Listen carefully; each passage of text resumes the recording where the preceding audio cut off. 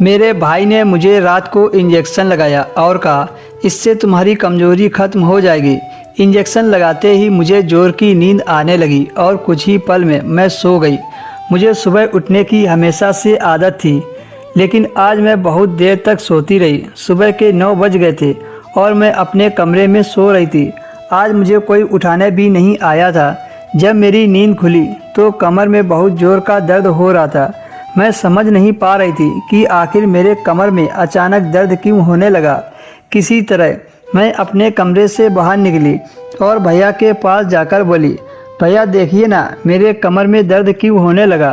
भैया मुझे अजीब सी निगाहों से देखने लगे और कहने लगे कि क्या हो गया। मैंने कहा, भैया मेरी कमर में बहुत दर्द हो रहा है। भैया ने कहा, यह दूसरे टाइप का विटामिन वाला इंजेक्शन था। शुरू में ऐसा महसूस होगा, लेकिन बाद में ठीक हो जाएगा।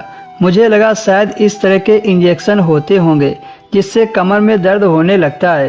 दूसरे दिन भी जब मेरे भैया मेरे कमरे में आए तो मैं हैरान होकर उनकी तरफ देखने लगी।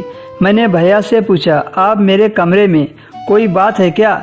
भैया कहने लगे, आज तुम्हारे कमर में दर्द हो रहा है ना, इसलिए मैं कमर दर्द वाला इंजेक्शन लेकर आया हूँ।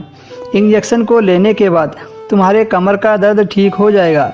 मेरे कमर में बहुत तेज़ दर्द हो रहा था, इसलिए मैं इंजेक्शन लगवाने के लिए मान गई। इंजेक्शन लगवाते ही मुझे गहरी नींद आ गई और बेखबर सो गई।